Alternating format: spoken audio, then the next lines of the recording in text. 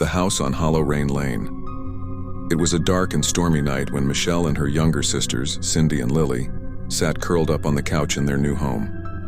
Rain pounded against the windows and thunder rolled in the distance as they watched a chilling documentary titled My Ghost Story, caught on camera. Their parents were both nurses working the graveyard shift at the hospital, so the house was theirs for the night. Before settling in, the girls had gone through the usual safety routine, locking every door, checking every window twice. Everything was sealed tight. The girls were halfway through the documentary when they heard it, faint footsteps coming from upstairs. At first, they brushed it off, assuming it was just part of the show, maybe enhanced by the surround sound. But then came a sound that made them pause. The distinct slamming of a door opening and shutting repeatedly. Michelle grabbed the remote and lowered the volume. "Did you hear that?" she asked. "It's just the TV," Cindy muttered, though her voice was uncertain. Then came a sound none of them could ignore, soft giggling from upstairs. The kind of laughter that didn't belong to any of them, and didn't sound playful. It was distorted, hollow, not from the TV. Michelle muted the screen. Silence fell. Only the rain tapping against the glass and that strange, distant giggle filled the room.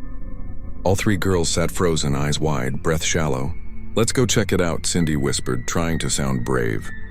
"Hell no," Lily snapped, clutching a pillow. But Michelle, the eldest, stood up. "Come on, we'll go together." Reluctantly, they ascended the staircase. At the top, the hallway window was wide open, rain blowing in, curtains fluttering wildly. The door at the end of the hall banged open and shut with each gust of wind. Cindy hurried over to close the window, and that's when she saw it. Outside, under the tree in the yard, stood a shadow. A tall figure, completely still, staring up toward the house. She screamed. All three girls bolted back downstairs, hearts pounding. As they reached the living room, Michelle caught something in her peripheral vision, movement in the kitchen. She turned her head fast. Nothing, no one was there. Deciding not to split up, they grabbed their pillows and phones and locked themselves in one room. But the house wasn't done. The television flickered, turning on and off by itself. The lights above buzzed and dimmed, then blinked into darkness. The only thing that remained was the sound of rain. Then, without warning, the banging upstairs started again. Door slam, door slam. That was enough. They fled the house, soaked to the bone, barefoot and breathless.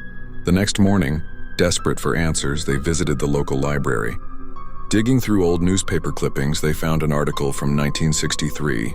A teenage girl had died in the house, found at the bottom of the stairs, eyes wide open, mouth twisted in a scream.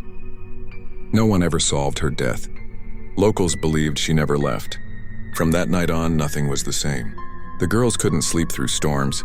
They flinched at giggles. And every time they looked up at that hallway window, they wondered, was someone looking back?